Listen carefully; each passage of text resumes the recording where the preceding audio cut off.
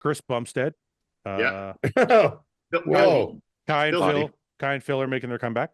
Yeah. Whoa. What's up guys and welcome. You're watching Fazi Fitness. Let's start this video with Rafael Brandao's latest physique update.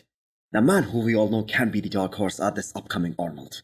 He is the highest blessing guy at the Olympia in this lineup after Hadi Choopan and Samson Dauda. Because if you guys remember, he was top 10 at the Olympia 2022. But that is still a pretty significant jump between Samson Dauda and Rafael Brandao. Because Rafael was 10th and Samson Dauda is now the 3rd best bodybuilder in the world right now. But here is an interesting question. Did Rafael Brandao put on considerable amount of size in 2023? As he had a very big off-season. The comparison of him hitting the most muscular when he was 2 weeks out of the Olympia 2022 versus 3 weeks out of the Arnold. So if we take a look at it, the arms and shoulders definitely look bigger. But I'm gonna say it isn't a mind-blowing transformation.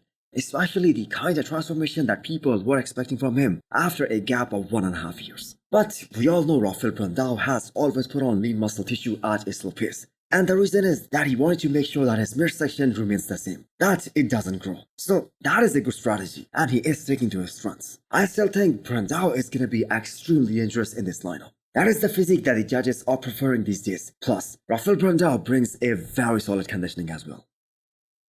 Bond, Fitzwater, Jon De La Rosa, Ron Gordon, William Martin. Yeah. Detroit Pro lineup continues to get bigger. This is for the Bats show.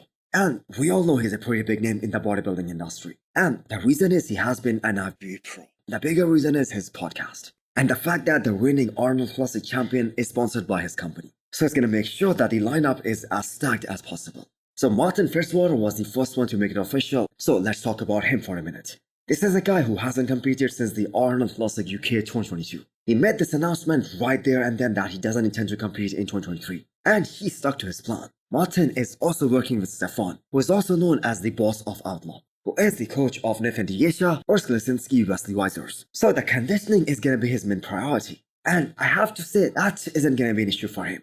We have already seen Martin in a damn good conditioning at Texas Pro 2022. So we already know that he is capable of achieving that. So let's see how far he can go with the added size. As you guys heard, Jon De La Rosa is also doing Detroit Pro. But prior to that, he's also doing Arnold Classic UK. So he is going to be doing 3 shows at least. And based on his recent progress pictures, he looks really huge for his frame. So he isn't quote unquote what we call an aesthetic looking physique or a pretty physique. But he is a really dense guy. He's packed with muscles on top of muscles on his frame. He has what we call that old man muscle maturity. And he flows really well. The good thing is that we are going to see Jon compete twice before Detroit Pro. And he has also set very high expectations for himself. He was aiming for top 5 finish before Andrew Judd and Rubil Mosquera pulled out. So he might be looking to shock everyone here. Another very interesting name here in this lineup is William Martens, the guy from Brazil. The man who competed just once last year at the Legend Sports. And he totally missed his peak. So all that hype behind him that he weighs more than Big Ramy during the off-season, that was vanished the moment he stepped on stage. So William Martens' biggest flaw is his wide waist. And without the vacuum, his physique doesn't flow very well.